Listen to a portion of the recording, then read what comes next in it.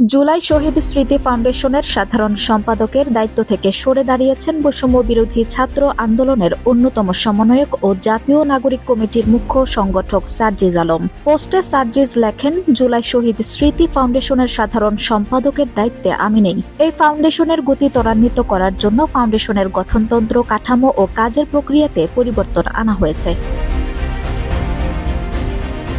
এখন থেকে executive committee পুরো অফিসের সার্বিক বিষয় পরিচালনার দায়িত্ব পালন করবে। চিফ এক্সিকিউটিভ অফিসার সেখানে অফিসের প্রধান হিসেবে দায়িত্ব পালন করবে। মীর মাহবুবুর রহমান স্নিগ্ধ বর্তমানে সিইও হিসেবে দায়িত্ব পালন করছে। গভর্নিং বডি ফাউন্ডেশনের পলিসি মেকিং এ কাজ করবে, যেখানে মাননীয় প্রধান উপদেষ্টা সহ 4 জন উপদেষ্টা, স্বাস্থ্য, সমাজ কল্যাণ, স্থানীয় সরকার, আইসিটি রয়েছেন। সাধারণ সম্পাদক নামে কোনো পদ এখন নেই। এই ফাউন্ডেশন প্রথম আর্থিক সহযোগিতা শুরু করে 1 অক্টোবর। অফিস চালু হয় 15 অক্টোবর থেকে। আমি সাধারণ সম্পাদক হিসেবে দায়িত্ব গ্রহণ করেছি 21 অক্টোবর। 31 ডিসেম্বর পর্যন্ত প্রায় 2 মাস 10 দিন আমি দায়িত্ব পালন করি।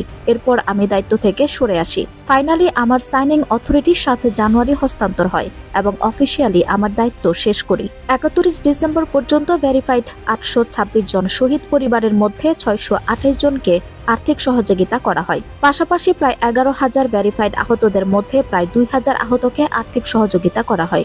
যতদিন পর্যন্ত আমি আমার সর্বোচ্চ সময় ফাউন্ডেশনে দিতে পেরেছি ততদিন আমি দায়িত্ব পালন করেছি। যখন মনে হয়েছে এখন থেকে ফাউন্ডেশনে প্রয়োজনীয় সময় দেওয়া আমার জন্য সম্ভব হবে না, তখন আমি দায়িত্ব থেকে সরে এসেছি। আমার কাছে নিজের সীমাবদ্ধতা অ্যাড্রেস করা এবং সে অনুযায়ী দায়িত্ব গ্রহণ বা ত্যাগ করা কোনো দুর্বলতা নয়, বরং এটাতে সৎ সাহস লাগে। আমি চেষ্টা করেছি আমার চেয়ারের দায়িত্বের সাথে সৎ থাকতে। আঞ্জুম হক আরবি, টাইম নিউজ ডেস্ক।